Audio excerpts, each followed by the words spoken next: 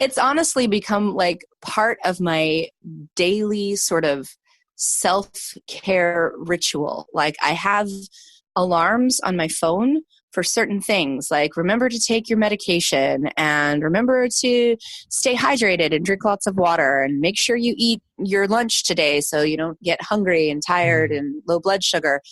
And I have an alarm in the evening that says, make sure you do your gratitude journaling, because it is such a vital part of my, wellness regime. It's part of my self-care now. It's part of keeping myself mentally and physically healthy. Welcome to the Gratitude Podcast on www.georgianbenta.com, where you'll hear a new story each week that will inspire more gratitude in your own life. Our mission is to inspire 100,000 people to discover how to feel gratitude and live a happy life through the amazing life stories of our successful guests and their actionable tips. And now, the host of our podcast, Georgian Benta. Hi, Gratitude Seeker. Welcome to another special episode with another Circle of Joy award winner. Her name is quite a common fairy. Oh, no, I'm kidding. Her name is Dorothy, and she has been journaling in Justin's gratitude app for more than 60 days now. And her consistency is definitely admirable.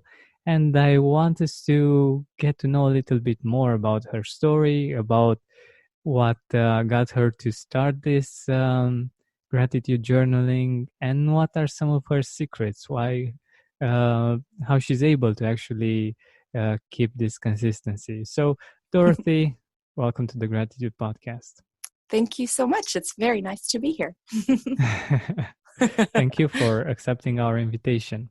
So, firstly, let our audience know more about you, what you're doing right now, and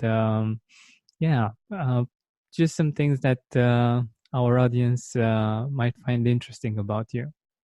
Sure. Well, I am a mom and a wife and a teacher. And right now, I live on the East Coast of the United States of America. But in about 3 weeks, I am going to be moving to a snowy mountain village in the Midwest, where I'm going to begin a new teaching endeavor. I'm a theater teacher. I've been a theater teacher for 16 years now. Really, really love it. My students are like my children.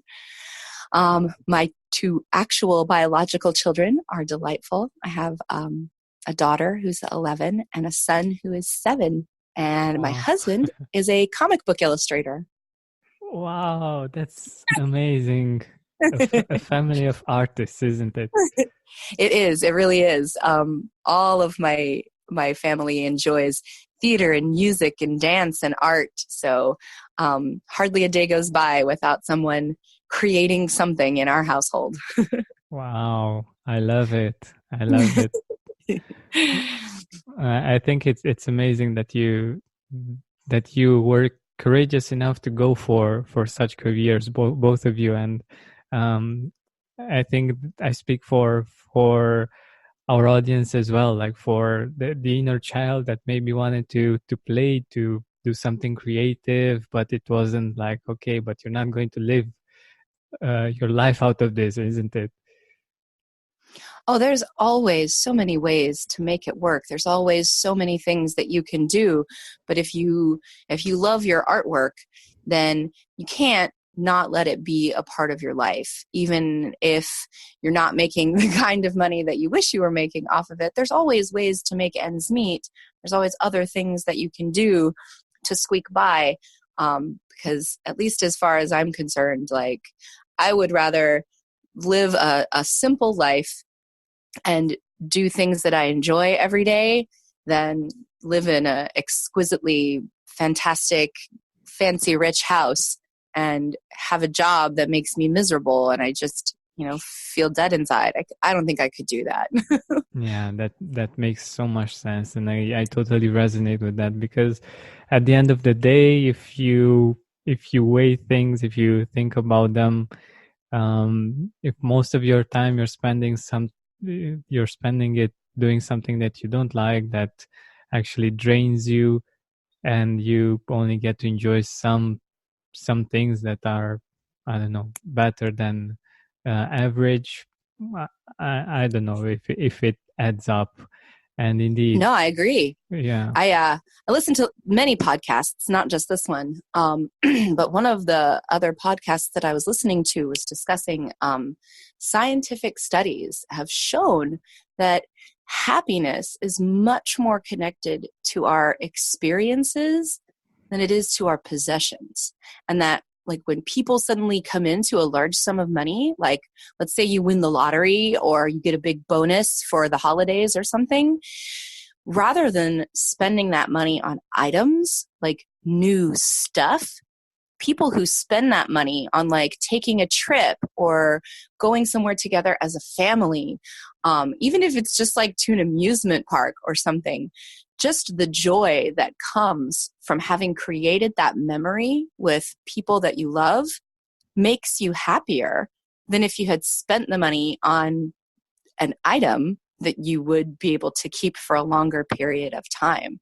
Which is so funny because you would sort of think logically that the thing that lasts longest would make you the happiest, but it's not that way. Like the things that you experience, even when they're just so fleeting, those are actually the things that make us happier in the long run and keep us healthier, and in a better, more positive mind frame.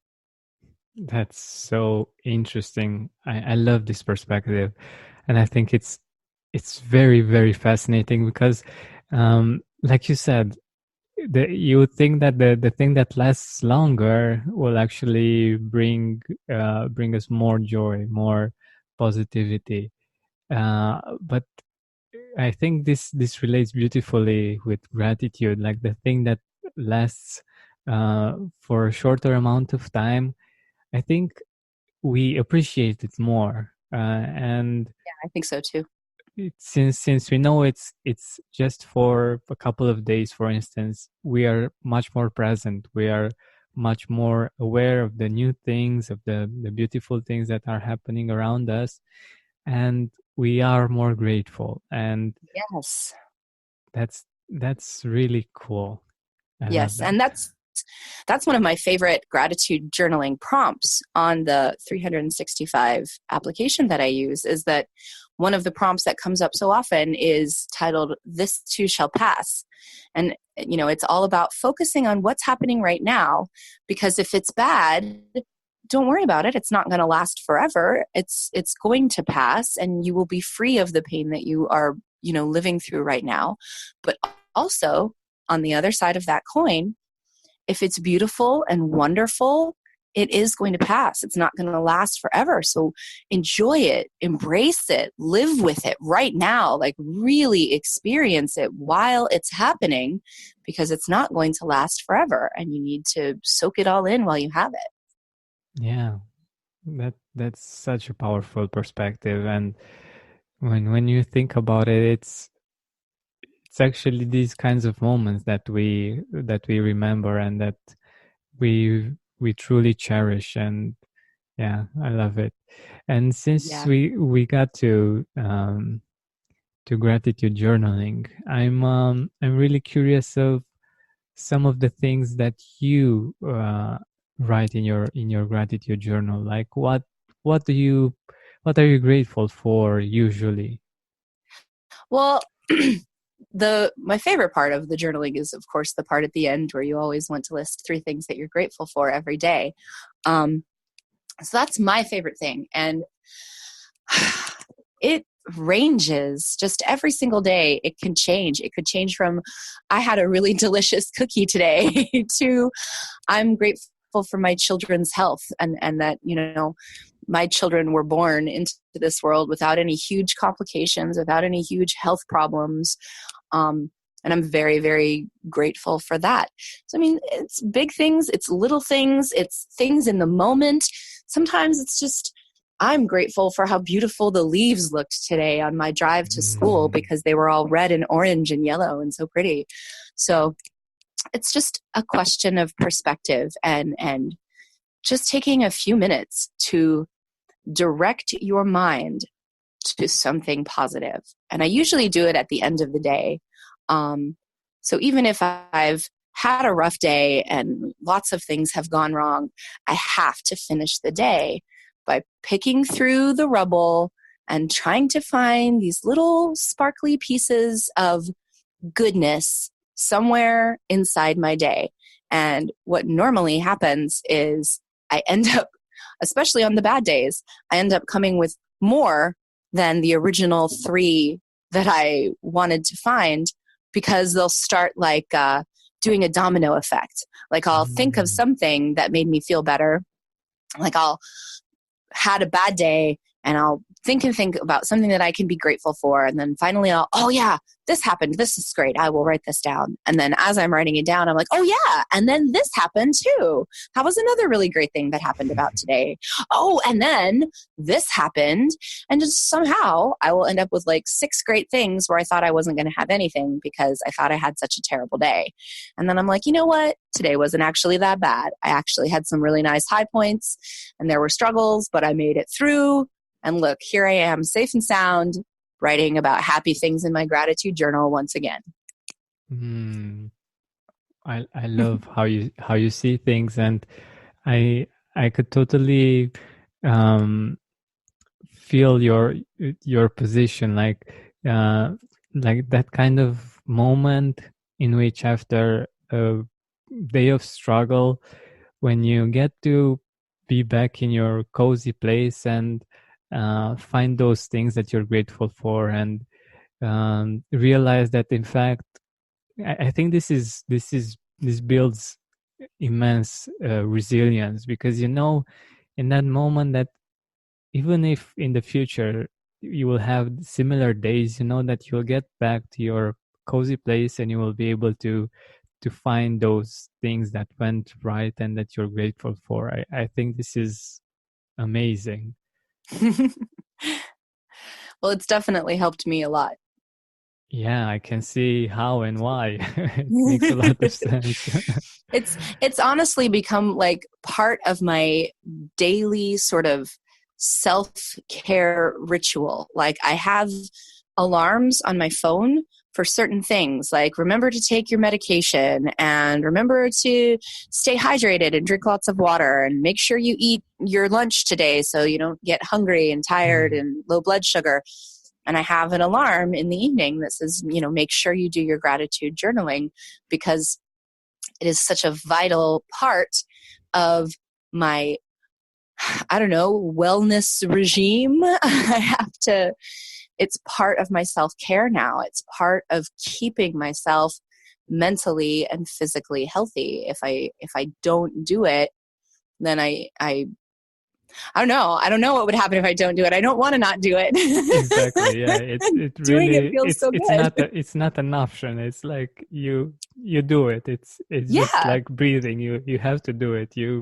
It's part of who you are as a person. Yeah, it makes a lot of sense. Yeah. And on busy days, I'll like stay up really late to get it done. And my husband's like, baby, it's so late. Come to bed. And I'm like, no, I have to do my gratitude journaling first.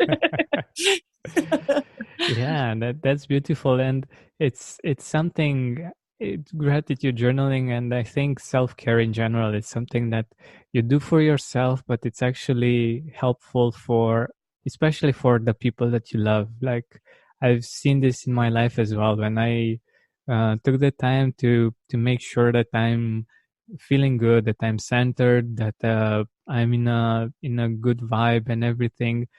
Even though it might have taken from other activities like the time to do this, it's so much better to when you get to interact with other people, being in a positive state, in a centered state, rather than just doing things and not being okay, being, I don't know, more chaotic and more all over the place.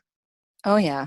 Yeah. Like I always say, like, especially to my husband when he gets tired and overworked, or to my students when they start to feel very overwhelmed with all the things they have to do for school, I say, you cannot pour from an empty pitcher, my friend. You have to take some time and fill yourself back up again. You have to take some time and make sure that you are whole and healthy and centered before you start trying to spend your energy out in the world around you.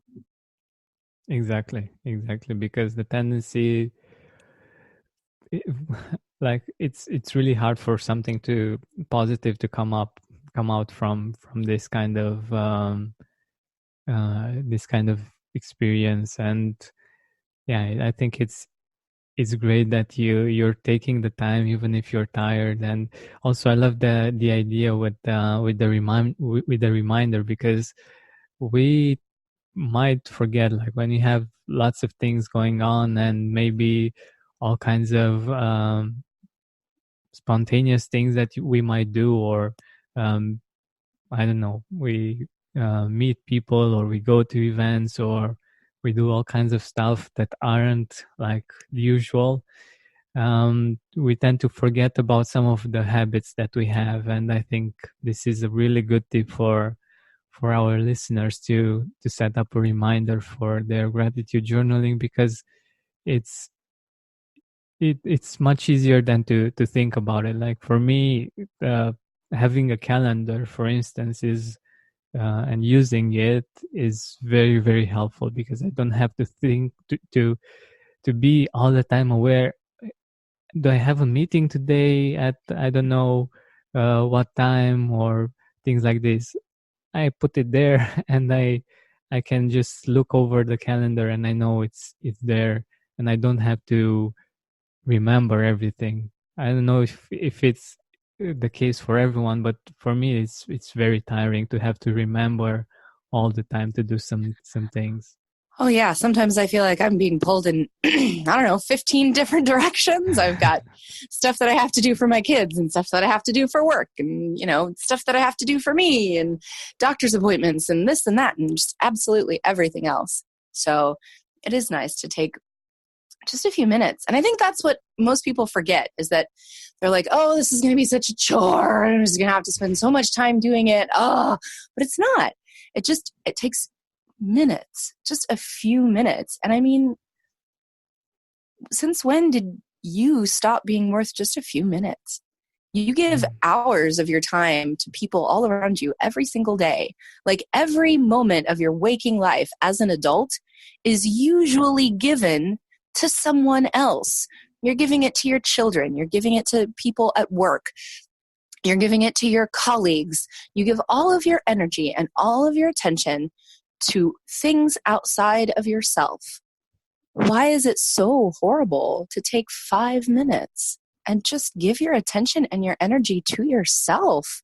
I don't think there's anything wrong or bad or selfish with that. I think it's vital. I think it's necessary. Definitely. And I love how you said it. It's very impactful, and yeah, I love it. I love the fact that I can feel that it comes from the heart and from your own experience. And I also wanted to ask you something about how you actually got to journaling about the things that you're grateful for. Did you have like an event, or what has gotten you to start this habit?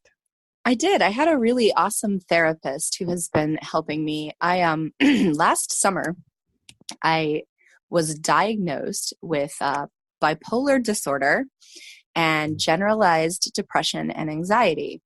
And I had known that this was something that I was struggling with, even though I didn't have a name for it, probably since I'd had my children, because I had fairly bad postpartum depression with my daughter. So I had a therapist who finally said, let's get you fully tested and screened and figure out just what exactly is going on. And once all of the chemical imbalances were addressed and medication had been issued to deal with the part of it that was beyond my control, then she said, all right, now we have to come at it from the cognitive behavioral angle. And you have to realize that the medicine can only do so much, The rest of this is up to you. And you must take steps to control your own thoughts and your own reactions so that you do not allow this to like dictate the direction of your life. So from that point, she said, this is what we're going to do. You're going to spend some time every day focusing on the positive. And she said, I don't really care how you do it or what you do, but take some time every day to think about something that you are grateful for or something that makes you happy, and spend some time on that. So I just sort of naturally turned to journaling because I used to write a lot of diaries when I was a little kid. I still have just stacks and stacks of the little diary journals that I kept when I was younger. So I started looking around on my phone at the App Store to see what sort of things were highly recommended, what sort of things looked like they were a good fit for me. And I found 365 Gratitude. And I said, well, this sounds absolutely perfect. So installed the app and haven't looked back since. Amazing. I think that's such great advice that you received, and I think it's so important. Like, in my opinion, the most impactful thing that we can do is basically the things that are closest to us, like the things that are within us, I think are most impactful. What I mean by this is what we think, what we feel, and of course the things that are outside of us have an impact as well. Like, I don't know, what we eat, the medication that we take, and all kinds of things. But I think the most powerful thing is inside of us, and what we have most control of, and what we can really influence powerfully. And I love the fact that you've been given this advice and that you've followed it beautifully. And I hope that this is going to inspire many other people that maybe are going through these kinds of situations as well, because it's, yeah, why should I talk about it? Let us know, actually, how was it for you? Like, how is your life now compared to how it was 60, 70 days ago? I feel less a feeling of powerlessness. Like before, I often felt so trapped when things would go wrong. If my car broke down, if we didn't have enough money to pay a bill, if someone got sick and we didn't have the money for medicine, if something bad would happen, I would feel so powerless and so trapped and so angry and just so mad that there were all these things around me that I couldn't control. And I felt guilty all the time. Like, I'm sorry I'm not doing more. I'm sorry that I'm not fixing this problem. I'm sorry that I can't fix this problem. I'm sorry that I don't know what to do here. So it was all just a lot of negativity just swirling around me, and I felt very, very trapped. But now there's a space. Like, it's not like the negativity is all gone. Like, the world is still the world, and there's still bad things happening, and there's still problems that I encounter, and there's still things that go wrong every single day. Yeah. But there is a space between that and me, because that's over there, and I can't control that. There's only one thing that I can control, and that's me, and how I react and how I respond and how much I let that impact me, and if I let it control me, or if I find another way to come at the problem. Or, sometimes you don't even have to fix the whole problem. You can just say, I'm going to do what I can do right now, and then I'm going to go to sleep, because tomorrow is another day, and I can come at it again tomorrow, and maybe things will have changed. Maybe I'll get a new idea. But there's a faith and a trust that you start to have in yourself when you take the time to do gratitude journaling, because you're like building up a connection where you know that you won't let yourself down, because in the end you will find a way to fix it, because you know how to find the positive. You know how to turn it into something that is a strength, something that you can grow from. You know how to do it. You write about it. You find the positive, you focus on that. You find the things that you can control, and you focus on that. And that's the best way to deal with it. Amazing. Amazing. And I totally agree with this perspective, because even though gratitude has been talked about quite a lot when it comes to the law of attraction and getting the things you want, and it works in that way too. But what I think this kind of positive movement isn't telling us is that we still have problems, we still have difficulties of different kinds. We still get anxiety, and we still can still get depressed, and we still have to deal with all kinds of problems. And if we are attracting better things, that doesn't mean that we are only attracting good things. At least this has been my experience, and also the experience of me talking with more than 100 people on this. And I think it's so important what you just said, and the fact that it's actually not about not having problems.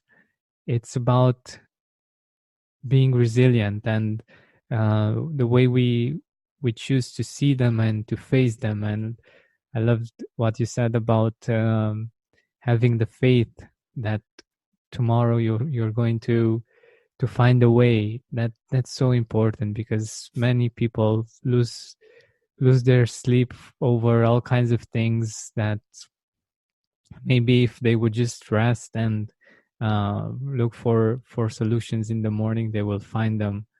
And also with gratitude being such a great tool for balancing things out, because when we have a problem, we tend to think it's bigger than us, and we tend to give it more power than it actually deserves.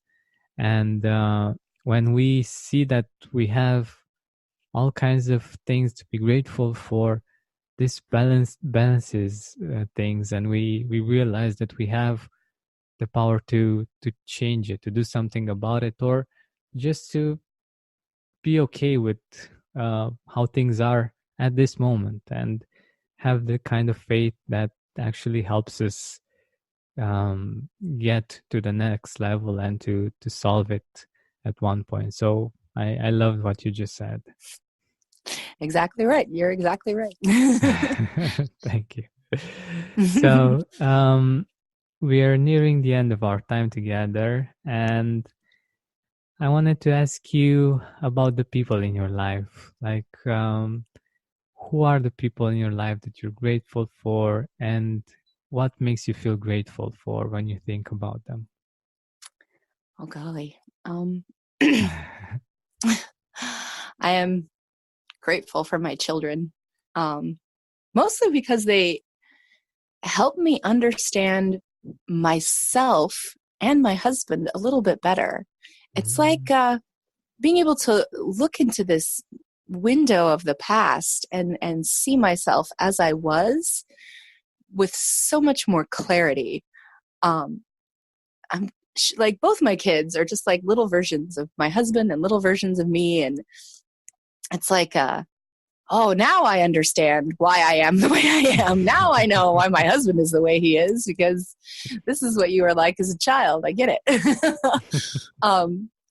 But they bring such unexpected surprises to my life. And I'm very, very grateful for that, because it keeps me learning things.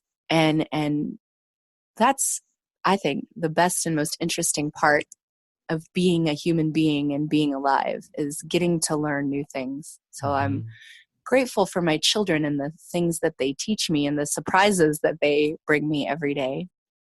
And I am definitely grateful for my husband, because he has shown me a patience and a support that I have never encountered in another human being in my life.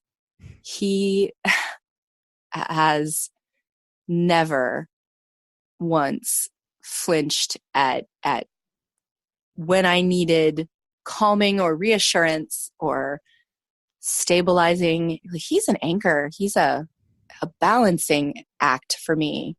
Like, in some ways we're so very different, but because of the difference, he keeps me balanced. And I think that's yeah, I'm really grateful for that. And I'm vastly grateful to my students, because every single one of them teaches me something. All of them have just these little nuggets of wisdom and experience and knowledge and insight. And it makes me realize how big the world is and how many people there are and how there's just so many perspectives on things. I think we sometimes forget and get so wrapped up in our own worlds with our friends who all kind of think the same way we do, and they see things the same way we do. And we're very used to hanging out with those people who see things the way we do. So I'm very grateful that I get to, on a daily basis, be exposed to and get to work with people who are so different from me, who can give me such incredible insight into all the variety of the human experience, just every facet of what it means to be a human being. And I'm very, very grateful for that. Amazing. So yeah, that's it. I love it. I love it. Thank you so much for opening so much to us and for us, and for taking the time to be here with us, and for sharing these amazing perspectives. I really, really appreciate it. Thank you. Thank you so much Dorothy. for having me. I've really enjoyed it. Me as well. Thank you. Thank you.